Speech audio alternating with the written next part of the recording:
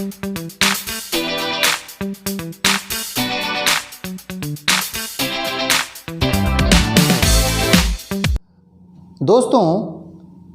पिछले 2 वीडियोस में हमने डेथ से संबंधित बहुत सारे शब्दों को सीखा। हमने सीखा कि किस तरीके से मॉर्ट रूट से आप बहुत सारे शब्द सीख सकते हो जिसका संबंध कहीं ना कहीं डेथ से होता है। और दूसरा हमने रूट वर्ड नेक्रो सीखा। नेक्रो का संबंध भी डेथ या डेड बॉडी से होता है। इसमें डेथ का भी सेंस आता है और डेड बॉडी का भी सेंस आता है। इसी तरीके से आज हम जो एक रूट देखने वाले हैं ये भी डेथ से रिलेटेड है। अब आप सोचेंगे मैं इतनी ज़्यादा डेथ की बात क्यों कर रहा हूँ, डेड बॉडीज़ की क्यों बात कर रहा हूँ। मरने मारने का इरादा तो नहीं है। जी नहीं, मेरा इरादा है आपको अच्छे अच्छे शब्द सिखाना जो आपको आपकी परीक्षाओं में काम आने वाले हैं। क्योंकि बहुत सारे प्रतियोगी परीक्षाओं में, चाहे वो एसएससी हो, आईबीपीएस हो, कोई भी स्टेट लेवल का एग्ज़ाम हो, इसमें जो आपको सिनोनिम्स दिए जाते हैं, वन वर्ड सब्स्टिट्यूशन के क्वेश्चन दिए जाते हैं, ये सब आप इनकी मदद से याद रख सकते हो। रूट वर्ड एक बहुत अच्छा तरीका है जिससे हम शब्दों को लंबे समय तक याद रख सकते हैं। आगे चल के मैं एक वीडियो लाने वाला हूं जिसमें मैं आपको 3 पावरफुल ट्रिक्स बताऊंगा जिनकी मदद से आप हज़ारों शब्द सीख सकते हो और वो भी उन्हें बगैर भूले। तो चलिए हम आज के वीडियो की बात करते हैं। आज के वीडियो में भी हम एक रूट लाए हैं जिसका मीनिंग होता है डेथ। अब आप कहेंगे अरे भाई फिर से डेथ, तो क्या करें।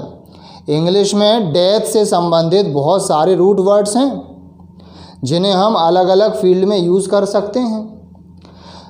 तो आज का जो रूट है वो है थैनेटो। थैनेटो का मीनिंग होता है डेथ।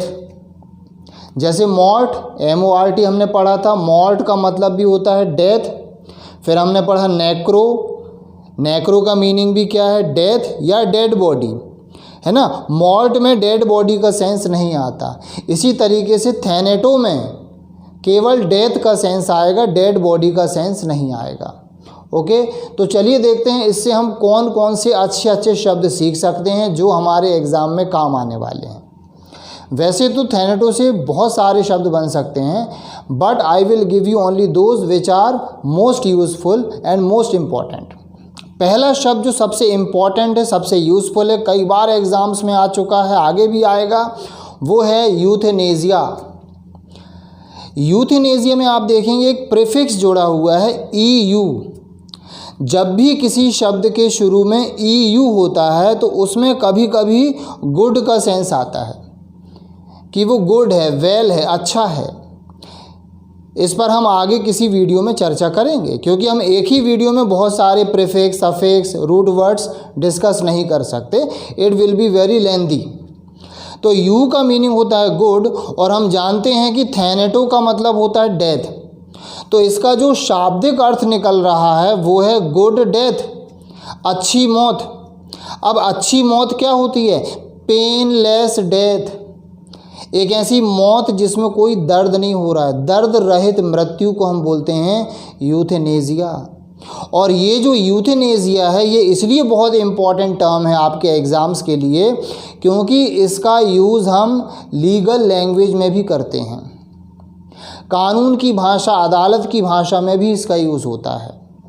यूथेनेसिया का एक आसान और बहुत ही कॉमन टर्म है मर्सी डेथ या फिर मर्सी किलिंग, जिसे हम हिंदी में दया मृत्यु या इच्छा मृत्यु कहते हैं। आप सभी ने हिंदी में ज़रूर सुना होगा इच्छा मृत्यु, कि किसी पर्सन ने अदालत में क्या गुहार लगाई कि उसको इच्छा मृत्यु दी जाए। दोस्तों, कई देशों में ये कानून है कि कोई भी पर्सन यदि बहुत ज़्यादा बीमार है या उसकी कुछ और भी समस्याएं हैं, वो बोझ बन के नहीं जीना चाहता, तो वो प्रशासन से मांग सकता है यूथेनेसिया, यानी वो एक अच्छी मौत मांग सकता है। बजाय अस्पताल में घिसट घिसट के मरने से अच्छा है कि वो क्या चाहता अपने लिए, यूथेनेसिया। इसी का ऑपोजिट होता है डिस्थेनेसिया। दोस्तों, जिस तरह EU का अर्थ होता है गुड, तो DYS डिस का अर्थ होता है बेड। अब आपने मीनिंग गैस कर लिया होगा। डिस्थेनेजिया का मीनिंग होता है बैड डेथ। अब बैड डेथ क्या होगी? Very painful death, very lingering death. Lingering death किसको बोलते हैं? जब कोई व्यक्ति घिसट घिसट के मर रहा है भाई, धीरे धीरे उसकी मौत आ रही है, वो वेट करता है अपनी मौत का कि कब मौत आ जाए। ऐसे बहुत से पेशेंट्स होते हैं जो कई वर्षों तक हॉस्पिटल में या घर में बीमार पड़े रहते हैं and they wait for their death. तो इस प्रकार की मृत्यु को हम बोलते हैं डिस्थेनेजिया। अगला शब्द है एथनेजिया। दोस्तों ये जो ए आप देख रहे हैं शुरू में, ये नॉट को डिनोट करता है। बहुत सारे शब्दों में आपको शुरू में ए लगा मिलेगा, which means not, no existence. तो हम कह सकते हैं कि एथनेजिया का मीनिंग है विदाउट डेथ, मृत्यु के बगैर, या यूं कहें सरल भाषा में डेथलेसनेस, या और सरल भाषा में कहें तो आपने पढ़ा है इमॉर्टैलिटी, अमरता को कहते हैं एथनेजिया। अगला शब्द है थैनेटोलॉजी। दोस्तों लॉजी हम जानते हैं किसको बोलते हैं? The study. किसी भी चीज़ के अध्ययन को हम कहते हैं लॉजी। इसी तरह अगर मृत्यु का अध्ययन किया जा रहा है, साइंटिफिक स्टडी की जा रही है कि मौत क्या है, किस किस वजह से होती है, उसके सिम्टम्स क्या हैं, इस तरह की स्टडी को हम बोलते हैं thanatology, the study of death, मृत्यु का वैज्ञानिक अध्ययन। दोस्तों अगला वर्ड है thanatophobia. Phobia means fear and thanato death. तो फियर ऑफ डेथ, मौत का जो डर होता है, मौत का जो फोबिया होता है, उसे हम बोलते हैं थैनेटोफोबिया। ये तो लगभग सभी को होता भाई। लेकिन अब एक सवाल है मेरा आपसे। हमने देखिए एक और शब्द देखा था नेक्रोफोबिया, इसका मीनिंग भी इससे रिलेटेड है। तो आपको कमेंट करके मुझे बताना है कि नेक्रोफोबिया और थैनेटोफोबिया में क्या अंतर है। अंतर तो है, बारीक अंतर है। अगर आप वीडियोस बहुत ध्यान से देख रहे हैं तो आपने वो अंतर ज़रूर पकड़ लिया होगा। तो कमेंट करके मुझे बताइएगा।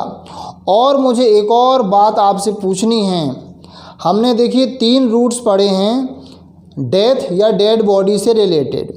पहला हमने पढ़ा मॉर्ट, MORT बराबर डेथ। दूसरा हमने पढ़ा नेक्रो बराबर डेथ या डेड बॉडी। और थैनेटो आज का हमने देखा डेथ। तो आपसे एक और मेरा सवाल रहेगा, आपको बताना है नेक्रोलेटरी का मीनिंग। देखिए जो भी हम रूट्स पढ़ रहे हैं उससे बहुत सारे शब्द बन सकते हैं। ये रूट वर्ड्स हम इसलिए पढ़ रहे हैं ताकि परीक्षा में जब आपके सामने कोई शब्द आ जाए तो आप रूट की मदद से या प्रीफिक्स या सफिक्स की मदद से आप मीनिंग गेस कर पाएँ। ओके, इस तरह के और वीडियोस देखने के लिए हमारे चैनल वोकैब ट्रिक्स बाय आशीष शिवहरे को सब्सक्राइब कर लीजिए यूट्यूब पर, और जो बेल आइकन है उसको भी दबा दीजिए ताकि मैसेज आपके मोबाइल में पहुंच जाएगा। आप हमें फेसबुक, इंस्टाग्राम और ट्विटर पर भी फॉलो कर सकते हैं, जिनका लिंक डिस्क्रिप्शन बॉक्स पर दे दिया गया है। So let us finish, see you soon.